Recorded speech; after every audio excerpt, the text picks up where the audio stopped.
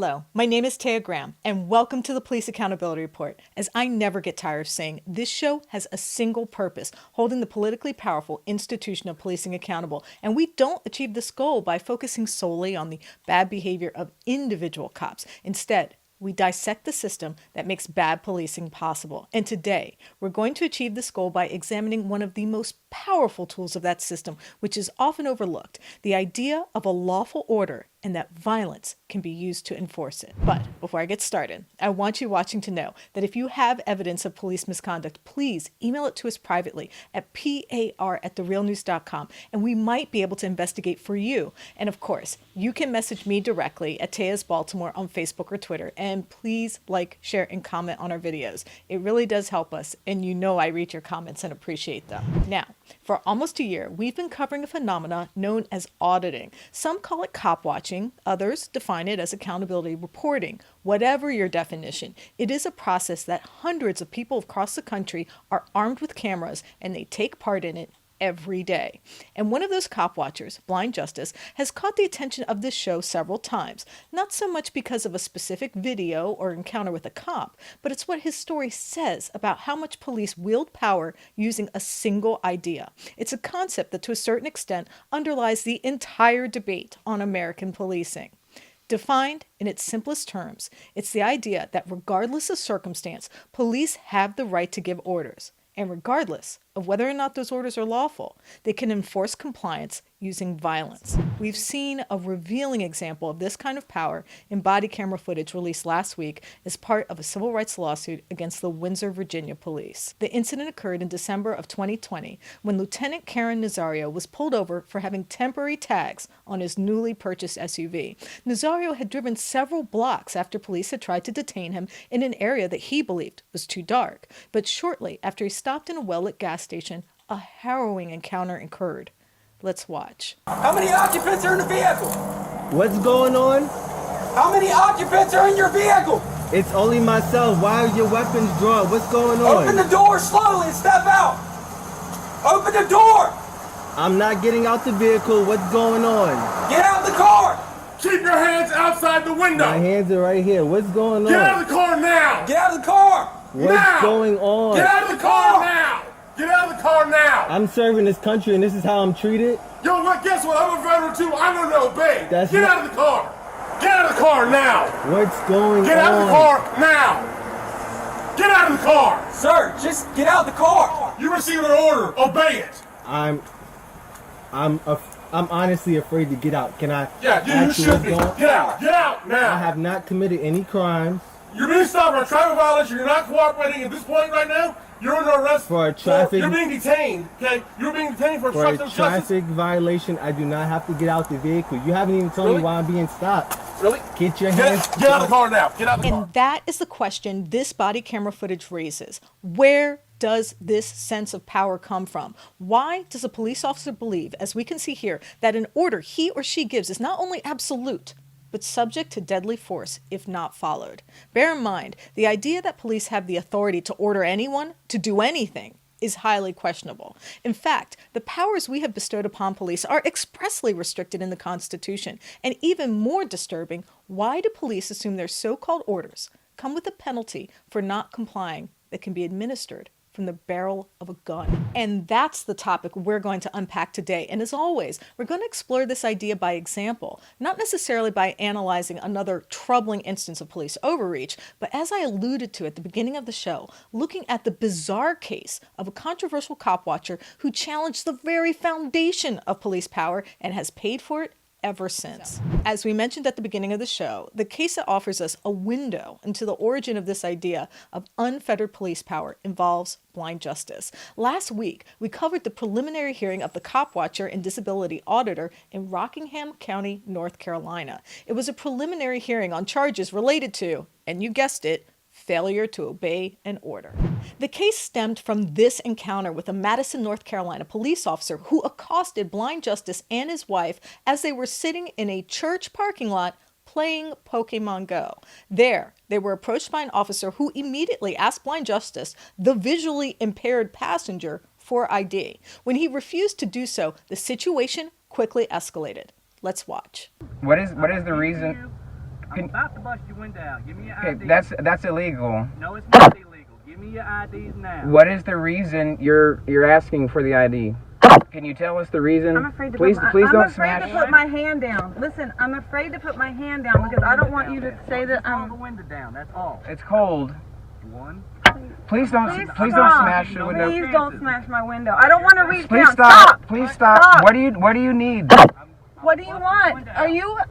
Can you help? us Can you help stop? me, please? The encounter led to an arrest, and it is that case that has dragged on for almost a year and led to serious consequences for him that reveals a truism that underlies all police power. And for more on that, I'm joined by my reporting partner, Stephen Janis. Stephen, thank you so much for joining me. Taya, thanks for having me. I appreciate it. So, Stephen, we were both in the courtroom for the preliminary hearing, and I was struck by how the prosecutors mentioned an incident involving Blind Justice where he held up a sign saying, "Fuck the cops." You also spoke to Blind Justice. What did he have to say about it? Well, I mean, the thing that was interesting is that the prosecutor kind of tied together this idea of protesting with the idea that Blind Justice was hostile to law enforcement because he wouldn't obey a direct order. So it's kind of like he tied the two, both protesting and following police orders, as like, hey, if you don't follow police orders, it means somehow you're anti-cop. And he kept phrasing it as anti-cop. He's anti-police. He's anti-cop, which I thought was interesting rhetoric because it has nothing to do with the law. There's nothing part of the law that says, hey, if you're anti-cop,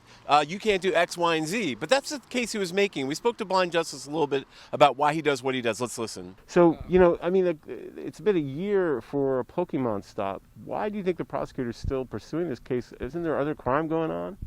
I mean, there is other crime going on, but it's relatively low. I think you guys reported on that already with, Madison and the really low crime rate, but they have a really large police department. It's the majority of the public employees in Madison are the police.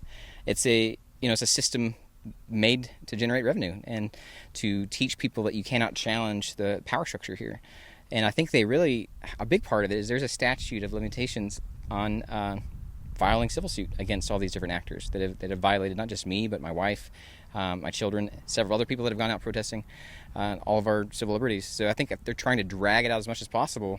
So then that date passes and I can't file that suit against them. And, and you can tell Madison has a ton of cops, right? Yeah, they have something like 30-something cops. No, I'm just taking that back. They have like 17 cops. The total city has maybe 30 employees, so it's over half of the employees of the town are police. Problem in search of a solution, or a solution in search of a problem. You can say that. We haven't gotten anywhere trying to hold the local police accountable with the chief of police. The old chief of police expedited his retirement after that incident with his officers. So as you can see, it's really a way of casting doubt on his civil rights or any of his constitutional rights. Now, you spoke to his attorney after he tried to get the case moved from Rockingham County. He tried to get a change of venue. Can you talk about his concerns? Well, the attorney didn't want to comment on the case that was ongoing, but he did make an argument in court about how he was concerned that there was a lot of antipathy towards Blind Justice in Rockingham County, would make it difficult for him to get a fair trial. But he did talk a little bit about why he feels it's important to take this case in general because of Blind Justice and his ability to protest. Let's listen. All of his protests are peaceful. They are seeking the truth. And he wants to see change, like people who are protesting all over the country right now. He's seen resistance in his former hometown of Madison in the form of counter-protesters that have become violent, who have organized and held multi-day actions specifically targeted at him. So as you can see, I mean, this is a classic First Amendment case and a classic case where the First Amendment seems to be pitted against the power of policing. Why is the simple act of asking for ID so intrinsic to police power? Why is it so critical? Why can police make dubiously lawful orders and use violence to force us to comply. Well, the key here is trying to criminalize the First Amendment and also establish and fabricate order, which is what we've talked about continually on the show, actually really disorder. Because the point is that you can't free assemble, you can't protest, you can't really exercise your constitutional right if police have the right to criminalize that association, criminalize that activity by saying, if you don't give your ID, we're going to arrest you. If you don't walk down the street, we're going to shoot you. I mean, the thing is that you see here, the ID is kind of critical because that's kind of an all-access point where you can infiltrate First Amendment rights and turn them into crimes. Okay, just for the moment, I want to stray from considering this idea of police power within the context of legal wranglings, and instead think about it simply as a metaphor. That is, I want to examine the psychological effects of this display of state power, especially when it comes, as I said before, at the end of a barrel of a gun. It's an especially vexing question when we consider how often orders are used as a justification to escalate the use of force, and how often that escalation ends in violence and death. Perhaps we should think of it more as a type of propaganda, a sort of dramatized reenactment of the power of the state to enforce injustice and inequality by displaying it in the most unexceptional places and circumstances. That is, not just to demonstrate control over our bodies, but to demonstrate how arbitrary and capricious state power can be. In a sense, the dramatic escalations we see over and over again as police bark orders during routine traffic stops is the real rhetoric of power, the language of government-enforced disorder. It's a type of force that emphasizes how random and omnipresent state power really is, a showcase of the capability of state-sponsored violence to occupy any space at any time and govern that space with force. Consider the death of 20-year-old Deonte Wright. A police officer fatally shot Mr. Wright during a traffic stop in Brooklyn Center, Minneapolis. Putting aside the police chief's claims that the shooting was accidental, the killing occurred just 10 miles from where Derek Chauvin is on trial for the killing of George Floyd. Exactly what message does this give to the community about police power? Just think about the psychological impact of what this arbitrary enforcement of laws means. Consider what a powerful form of propaganda it really is. Can we really dissent when a stop for a hard-to-read temporary license plate or a car with too many air fresheners devolves into a series of contradictory commands relayed under the duress of gunpoint? And also think about this. The agents who implement this display of power. I mean, what is a cop really? Are they well-trained legal experts? Are they experienced social workers? Are they mental health professionals? Are they philosophers? No. They are armed men and women with the power to take a life. A group of people who have been given wide and almost unfettered discretion to confiscate our freedom, even if it is later deemed illegal. And if indeed we fight these illegal acts through the court system, they are afforded what's known as qualified immunity, which simply means their individual actions often result in few consequences, if any. But all of this is intentional. It's a process of omnipresent enforcement that proscribes how we experience power, how we perceive it, and ultimately why we are forced to concede to it. I want you to really think about what we see when we watch these videos of troubling police behavior. How many of the people in the videos that we have shared with you, at the time that they are constrained by cops, have committed a crime or serious infraction that threatens public safety? How many have threatened someone with a gun or committed a violent act? None of them. And yet they all ended up with a modern-day scarlet letter, a criminal record. All ended up with court fees and mandatory court appearances. Some ended up having to pay bail and a lawyer. And worse yet, some paid with their lives. The point is that arbitrary police power, the barking of random order, and the pointing of guns to subdue an errant driver is intentional. The omnipresence of law enforcement in all of our civic spaces is a strategy designed to communicate the lack of restraint, pretext, or consent to police power.